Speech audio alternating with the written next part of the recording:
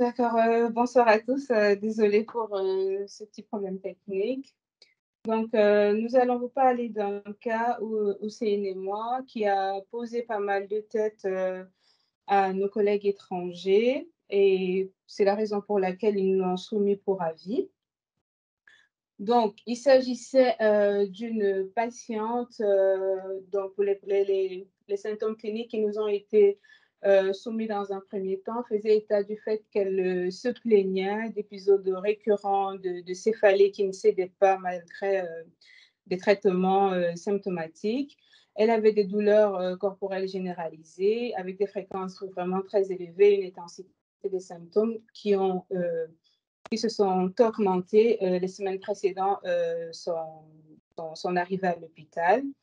Et donc, face à ça, l'anamnèse clinique au niveau des antécédents personnels et familiaux n'ont révélé aucune particularité, mis à part le fait que la patiente avait été en contact avec la tuberculose des années précédentes. Et sur le reste, il n'y avait aucune particularité.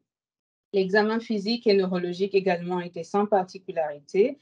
On ne voit pas Vodia. Je te coupe, Chimène. Vodia ne passe pas, on est sur votre plan. Ça passe pas? Non, on est bloqué sur votre plan. On est toujours sur le bon. Non, ça passe pas. Ben, je vais essayer de défiler ici.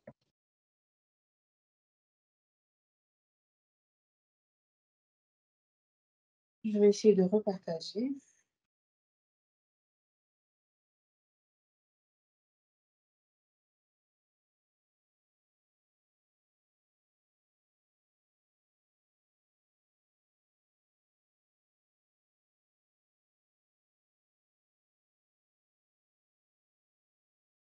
Et là, c'est OK ou pas? Oui, c'est bon, ça passe.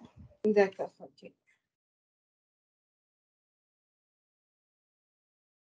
Là, ça passe pas. Hein. En fait, quand je suis en mode de plein écran, ça passe, ça défile pas. Oui, reste comme ça, c'est pas grave. Donc voilà, devant ce tableau clinique, les médecins, dans un premier temps, ont suspecté une méningite. Ils ont donc réalisé des examens d'imagerie. Ils ont procédé à une IRM du rachis lombo-sacré qui a montré une distorsion des structures nerveuses au niveau de la queue de cheval, avec une augmentation du signal qui donnait un aspect de mass light au niveau, je ne sais pas si vous voyez mon curseur, au niveau de L5 et de S1, et un épaississement de la diurnaire. Donc, ils ont conclu à une arachidonite adhésive et il est à noter qu'il n'y avait pas de lésion céphalique. Donc, face à ça, ils ont effectué une ponction lombaire et les analyses du LCR, dans un premier temps, ils ont recherché une tuberculose méningée. La PCR est revenue négative. En chimie, on a noté une hypoglycéranie à 30 mg par décilitre et une augmentation des protéines à 4 g par décilitre. La cytologie, ils nous ont envoyé cette image que vous voyez là. Donc, ils ont effectué un cytospin et on a remarqué sur l'image une prédominance des cellules nucléées, dont notamment les polynucléaires neutrophiles et des lymphocytes avec un aspect nucléolé et également de grandes cellules qui avaient un aspect atypique. Oui, bonjour à tous. En fait, ça, c'est l'image qui nous a été communiquée par WhatsApp. Donc, c'est l'image qu'ils ont prise du microscope et qui représentait la cytospine réalisée à partir du liquide céphalorachidien. On voit bien que c'est une image de pléocytose. Le compte des cellules nucléées s'est élevé à près de 1800 cellules par millimètre cube. Et comme Chimène l'a dit, c'était une formule panachée où il y avait des neutrophiles, il y avait des lymphocytes avec un aspect plus ou moins atypique, mais il y avait surtout ces cellules qui paraissent de plus grande taille et qui montrent des noyaux irréguliers, parfois en fer à cheval, et qui, pour nous, enfin, pour moi en tant que morphologiste, était problématique. Donc, s'agissait-il de cellules hématopoïétiques ou pas? Et si hémato, de quel type de cellules est-ce qu'il s'agissait? Donc, il y avait plusieurs possibilités, des cellules non hématopoïétiques, des cellules hématopoïétiques d'origine histiomonocytaire, ou des cellules qui pouvaient correspondre à une pathologie lymphomateuse. Et je pense particulièrement à une variété de lymphomes, le lymphome anaplasique à grandes cellules, évoqué surtout par l'aspect de cette cellule-là avec un noyau en fer à cheval, qu'on appelle les hallmark cells. Donc, voilà les questions qu'on s'est posées au vu de cette présentation cytologique. On nous a dit aussi que le LCR avait été envoyé au labo d'immunologie pour faire une analyse immunophénotypique à la recherche d'une pathologie lymphomateuse particulièrement. Et donc, là, des images, on a pu avoir ces deux images que vous pouvez voir. Et donc, ce sont des graphes qui montrent, donc on a en abscisse la granularité des cellules et en ordonnée l'aspect, la complexité et la taille des différentes cellules. Donc là, on peut apercevoir en bleu, ce sont des polynucléaires neutrophiles qui ont une granularité qui est bien plus élevée.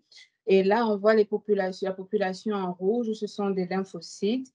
Et les cellules atypiques qu'on a vues sur le cytospin sont donc nos cellules d'intérêt qui sont encadrées ici en noir. On voit que c'est une population verte qui se retrouve donc à une zone de granularité inférieure à celle des polynucléaires neutrophiles. Et d'accord. Et une taille qui est supérieure à celle des lymphocytes. Et donc, l'analyse au CD45 donc pour évaluer la fluorescence, vous voyez, on a encore la même population en vert qui se retrouve ici. On trouve qu'elle est bien plus fluorescente que les polynucléaires neutrophiles au CD45. Et généralement, à cet endroit, c'est une zone qui correspond aux monocytes. Donc, du coup, ceci nous a mis un peu la puce à l'oreille en se disant qu'on pourrait s'orienter vers une pathologie caractérisée par une histiomonocytose. Oui, en fait, comme Chimène vient de l'expliquer, on a essayé d'exploiter les données qui nous ont été communiquées et nous avons pu situer la population d'intérêt, donc la population constituée de cellules de grande taille et de grande complexité nucléaire, qui correspondait à la population des cellules des points verts, donc la population verte. Et pour ceux qui ont l'habitude de faire de la cytométrie, ça, c'est la position occupée en général par les monocytes ou les histiomonocytes. Donc, ceci a tranché la question qu'on s'était posée au départ. S'agit-il de cellules non hématopoïétiques? Non, parce que si c'était non hématopoïétique, on aurait dû les retrouver à gauche de la population lymphocytaire dans la zone de négativité du CD45. La deuxième chose, c'est que s'agit-il d'une population lymphoïde? En fait, le rapport qui nous a été communiqué, il signalait l'absence d'une clonalité des cellules lymphoïdes B et l'absence d'aberration phénotypique des lymphocytes T qui était prédominante dans cet échantillon. Donc, a priori, l'immunophénotypage excluait une pathologie lymphomateuse, mais orienter plus le diagnostic vers une pathologie d'origine histiocytaire.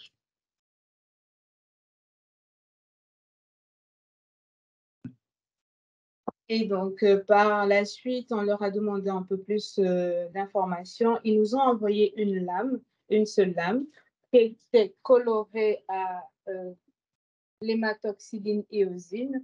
Et donc, la lame, vous pouvez apercevoir sur les images ABC, on se rend compte au faible grossissement que c'est la même lame de cytospine qui a été colorée à l'hématoxyline eosine. On se rend compte qu'au faible grossissement, on a pour un LCR, on a beaucoup de cellules, donc ce qui confirme la pyocytose.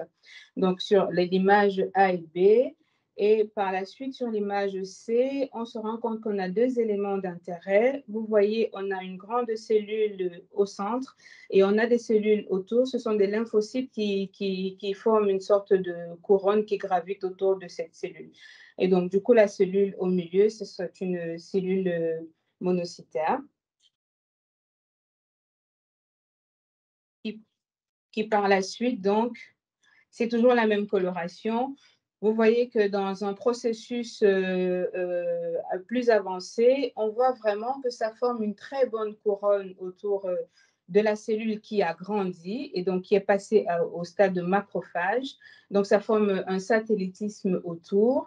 Et sur l'image F, on voit qu'il y a une internalisation de ces lymphocytes qui gravitaient tout autour, mais les lymphocytes restent intacts dans le macrophage. Et donc, ça, c'est caractéristique d'un processus d'empéripollèse qui, ceci se différencie de la phagocytose, qu'il n'y a pas de destruction de la cellule qui est phagocytée ou qui est internalisée.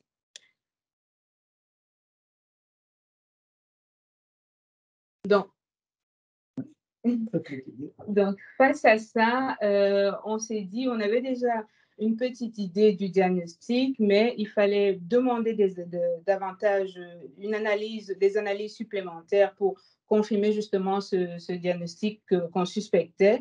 On a donc demandé une coloration de la protéine S100 et on a reçu ces images-ci. Il est à noter que c'est la même lame qu'on a décolorée et sur laquelle on a donc fait cette coloration immunohistochimique. Et vous voyez sur les images qu'on a des endroits grisés, mais au niveau de ces endroits grisés, on peut bien voir qu'on a des lymphocytes. Lorsqu'ils sont à distance des macrophages, ils apparaissent gris. Mais lorsqu'ils sont à proximité des macrophages et qu'ils sont dans un processus d'interaction, ils prennent une coloration brune. Donc ça marque la positivité nucléaire et des macrophages et des lymphocytes qui interagissent. Donc, ce sont les mêmes images, mais avec deux colorations, deux méthodes de coloration différentes. Et donc, ça confirme le processus d'empéripollèse. Oui, et ceci, en fait, reflète l'interaction qu'il y a entre les lymphocytes et les histiocytes. Tant que les lymphocytes sont distants des histiocytes, elles sont négatives. Une fois qu'elles s'en approchent, elles deviennent positives. Et la positivité ici, elle se manifeste par une positivité nucléaire. Le plus souvent, dans ce genre de cas, la positivité est cytoplasmique, mais elle peut aussi être nucléaire. On considère qu'une cellule est positive lorsque soit le noyau, soit le cytoplasme sont colorés à la coloration de la protéine S100. Donc ici, on voit bien que nos histiocytes sont positifs avec une positivité nucléaire.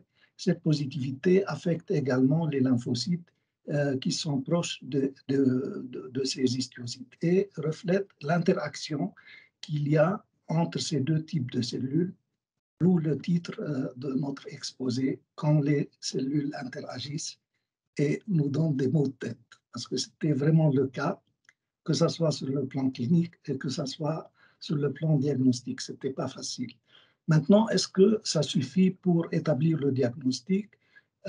C'est une piste très intéressante, mais il faut confirmer ceci par des analyses supplémentaires. Donc, il faut d'abord, comme on recherche une pathologie histiocytaire, il fallait bien faire d'autres tests supplémentaires tels que le CD1A. Le CD1A est un marqueur histiocytaire qui peut être positif dans les histiocytoses de Langerhans. Et pour parler de la maladie de Rosalie-Dorfman, qui a été notre diagnostic, il fallait que le CD1A soit négatif. D'un autre côté, pour vérifier que c'était bien des histiocytes, on a fait la coloration au CD68 qui a montré que ces cellules étaient bien des histiocytes en étant CD68 positifs. tout en étant S100 positif. Donc, une partie de ces investigations ont été faites à l'étranger et pour confirmer le diagnostic, on a aussi fait la coloration à la cycline D1. La cycline D1, qui est un marqueur nucléaire qu'on retrouve souvent dans les lymphomes des manteaux, mais il peut être positif dans les histiocytoses qu'on retrouve dans la maladie de Rosalie-Dorfman. Et donc, c'est le diagnostic qui a été retenu. Donc, c'est une forme c'est un variant neurologique de la maladie de Rosalie-Dorfman, dont Chimène va vous toucher un petit peu. Donc voilà, le diagnostic qui a donc été retenu, comme l'a dit Hussein, donc c'est la maladie de Rosalie-Dorfman. Donc face à tous ces éléments qu'il vous a présentés, donc il est important de savoir que c'est une pathologie rare. Très peu de cas ont été rapportés dans la littérature à nos jours. Et s'agissant de la patiente, elle a connu une très bonne amélioration après une corticothérapie de 6 mois. Donc, c'est qui cadre parce que c'est l'un des pans aussi de prise en charge de cette pathologie. Donc, c'est quoi la maladie de Rosalie-Dorfman? Vous l'aurez déjà compris, c'est bien une histiocytose clonale qui, dans sa forme classique, associe des adénopathies bilatérales massives et qui touche fréquemment des ganglions lymphatiques cervicaux. Des rares cas d'atteinte ganglionnaire, dont dans 43% des cas ont été rapportés, mais l'atteinte du système nerveux central est vraiment très inhabituelle, seulement dans 5% des cas, avec 3 quarts qui touchent le cerveau et 1 quart qui touche la moelle épinière, comme c'était le cas de cette patiente. Donc, la prévalence dans le monde se caractérise par une atteinte d'une personne sur 200 000, avec environ 100 nouveaux cas par an aux États-Unis. Les personnes les plus touchées, ce sont des jeunes adultes qui ont un âge moyen d'environ 20 ans et on a une légère prévalence qui est plus élevée chez les hommes que chez les femmes et touche un peu plus les personnes d'ascendance africaine. Donc, sur le plan clinique, la forme classique donc, est caractérisée par cette lymphadénopathie cervicale qui est massive et indolore, comme vous pouvez voir sur l'image de la dame avec le t-shirt mauve. Parfois, on peut avoir ou pas des fièvres intermittentes, des sueurs nocturnes. Il peut avoir une perte de poids peut être associée, une obstruction nasale, une hypertrophie des amygdales et des anomalies auditives. On a également d'autres sites ganglionnaires qui peuvent être touchés, dont le médiastin, le rétropéritoine, entre autres, les parties inguinales. Des lésions osseuses lytiques aussi qu'on peut remarquer, des éruptions cutanées, comme on voit sur l'image à côté de la dame en tube, un t-shirt mauve. Il existe également des atteintes multisystémiques dans 19% des cas et donc le pronostic va donc dépendre du nombre de systèmes extraganglionnaires qui sont impliqués. S'agissant de sa pathogénèse, au début, on se demandait est-ce qu'il s'agissait d'une maladie auto-immune, est-ce qu'il s'agissait d'une pathologie qui faisait suite à une maladie infectieuse, mais pour trancher, l'OMS, dans sa classification de 2022, a bien établi qu'il s'agit d'une histiocytose clonale associée le plus souvent à des mutations de la voie RAS-MAP kinase. Donc, le diagnostic, ça, vous l'avez aussi compris, il associe plusieurs pans au niveau clinique, au niveau de l'imagerie, des examens d'histopathologie et d'immunohistochimie, avec une présence d'histiocytes lésionnels caractérisés donc par une positivité de la protéine S100, du CD68, de la cycline D1 et une négativité du CD1A, avec une empéripolise, comme on a vu sur les images, mais il faut noter que la fréquence de cette empéripolise est variable. En termes de traitement, dans un premier temps, il n'est pas requis parce qu'on peut observer une résolution spontanée, même si celle-ci peut prendre plusieurs mois, voire des années. Mais ceci va dépendre de l'aspect clinique, des systèmes qui sont touchés. Est-ce que des organes nobles sont touchés? Et dans ce cas, il faudra, donc si on a des atteintes d'organes nobles, il faudra donc, dans un premier temps, procéder à une corticothérapie. On peut effectuer une radiothérapie, une chimiothérapie. Il existe également des thérapies ciblées, telles que des inhibiteurs du BRAF et du MEK, et on peut aussi associer à ça des résections chirurgicales. Donc, en conclusion, on vous a parlé d'un cas rare. Donc, il s'agit d'une maladie rare et hétérogène qui, sur le plan clinique, a des similitudes avec des méningiomes et également sur le plan radiologique. C'est une pathologie qui, sur la présentation classique, est essentiellement ganglionnaire et implique très rarement le système nerveux central. Le diagnostic de confirmation, ça, on vous en a parlé. Il est important de savoir que la collaboration multidisciplinaire est vitale pour l'évaluation et la prise en charge de ces patients. Sur ce, on vous remercie. Si vous avez des questions, nous sommes tout de suite.